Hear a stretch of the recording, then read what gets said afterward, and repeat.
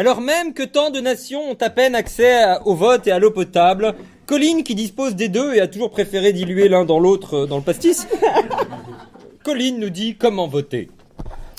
Il y a une saison pour tout. Les pluies, les vendanges, les pommes, la chasse et les élections.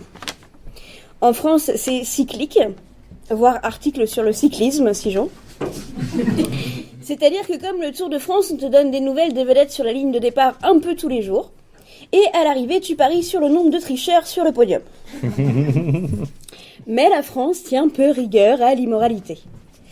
Elle aussi se fout que l'on lui soit infidèle pourvu qu'elle se fasse baiser. Car si, comme disait Nicolas, tu l'aimes ou tu la quittes, bizarrement l'hémicycle est encore plein. Comme quoi tromper, c'est juste aimer plusieurs choses en même temps, comme le peuple et l'argent, par exemple.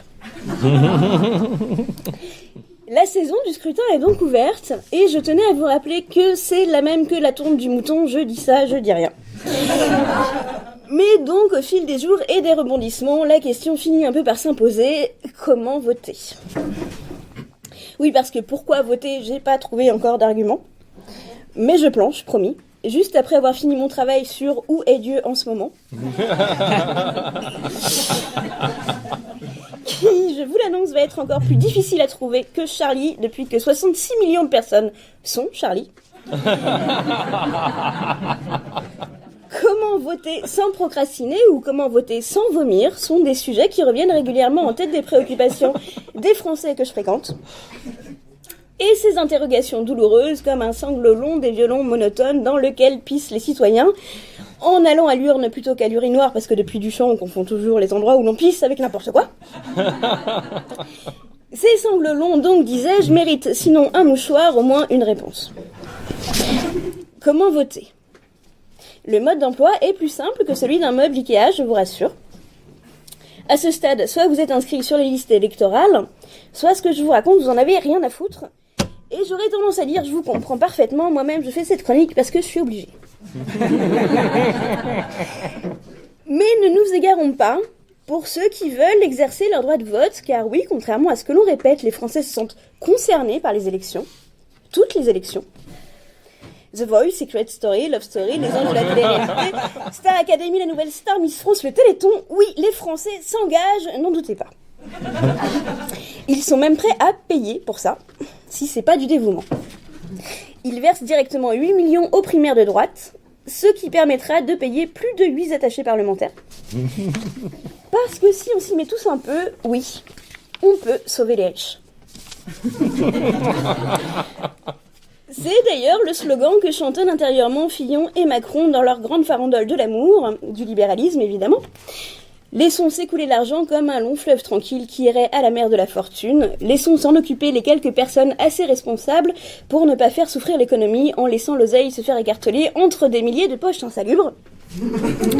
Ne laissons pas séparer les sous qui ont grandi ensemble. Donc oui, Français, engagez-vous. Rengagez-vous, qui disait même. Mais bon. Voter un dimanche de printemps alors qu'on pourrait aller flâner au milieu des jonquilles, c'est dur. Dur comme une matraque qui vous apprend les principes de la démocratie en dérapant dans les annales. C'est une allégorie. J'ai toujours du mal à laisser gâcher mes dimanches de printemps autrement que par moi-même, parce que j'ai un tel talent à l'autosabotage que je vois pas pourquoi je déléguerais même mon malheur à des professionnels. Mais j'envie déjà ceux qui échappent au dilemme parce que grâce à la loi Macron, ils seront en train de travailler ce dimanche. Ça fera toujours des prolos en moins pour voter n'importe comment. Ces pauvres cons, ou ces cons pauvres, je sais jamais dans quel sens ça se dit.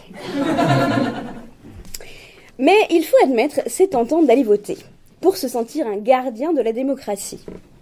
Pas comme dans toutes ces républiques bananières de tiers-mondistes sous-développées, où tout n'est que corruption, détournement ou captation des revenus économiques par appropriation ou surtaxation, maintien des populations dans la terreur grâce à un état d'urgence et une surexploitation médiatique des thèmes comme les menaces terroristes ou de civilisation ou les crises économiques mondiales. Tout ça avec une armée au service exclusif du pouvoir et des élections truquées assurant à des spots leur réélection quasi automatique. Alors que nous, non. Nous, on vote.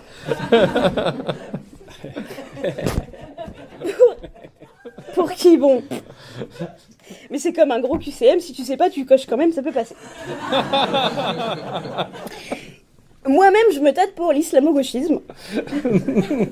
Car si la peine de mort iranienne pour le motif de propagation de la corruption sur la Terre risquerait de résoudre de façon trop définitive les problèmes de surpopulation, l'application de la charia main droite coupée pour le vol, j'imagine un peu la troupe de manchots qui nous sert de dirigeants à leur juste place.